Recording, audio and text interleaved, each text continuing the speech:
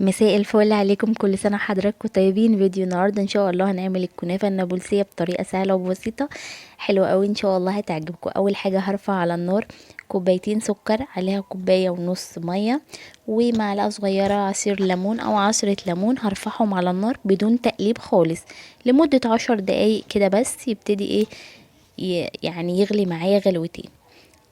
هنا جبت 350 كنافة كنت مفرزاها، وبدأت افككها بايديا كده، بتبقى سهلة كده على طول، مش بتاخد معايا اي وقت بالشكل ده، سهلة بسيطة. هكون محضرة معايا نص كوباية سمنة، وببتدي انزل باللون الاورنج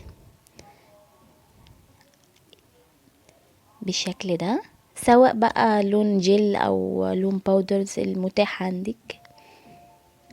هبتدي انزلهم على الكنافة، وهنا هضيف معلقتين ونص سكر بودرة.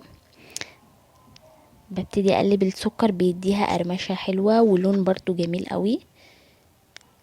هدمجها بقى كويس جدا مع اللون عشان تديني لون الاورنج الحلو.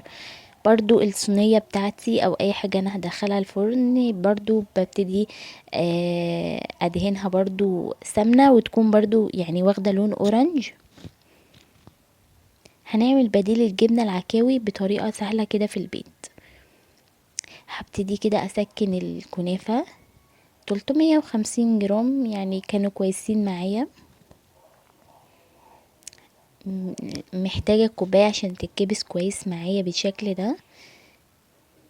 الكنافة او الجلاش بيبقى محتاج سمنة كتير، يعني ادهنوا الصينية كويس عشان تتشال معاكم بسهولة.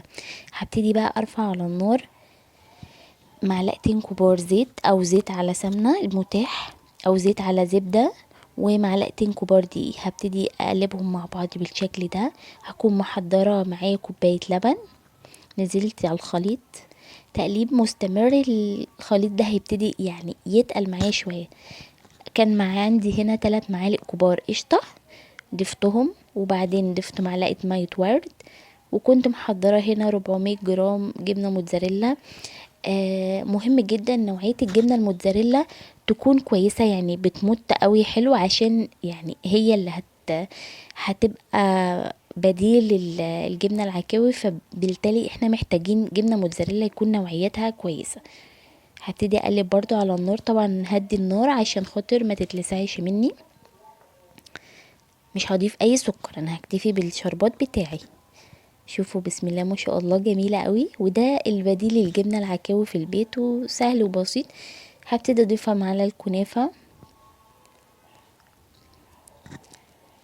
القشطة، ال3 معالق قشطة، مش يعني لو مش متوفر عادي يعني ما تضيفهمش، بس مدين طعم حلو قوي. شوية كنافة كده على الوش، يكون فرن بتاعي ساخن مسبقا، مهم جدا.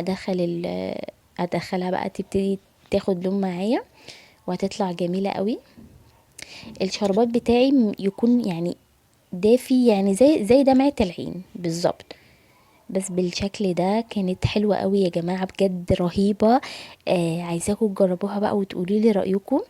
الناس اللي هي مش بيبقى عندها جبنة عكاوي، ده بديل في البيت ويعني موجود ومتاح. الجبنة الموتزاريلا مهم برضو، زي ما قلت الجبنة الموتزاريلا تكون نوعها كويس. كل ما نوعها كويس كل ما هتديني مطة كويسة.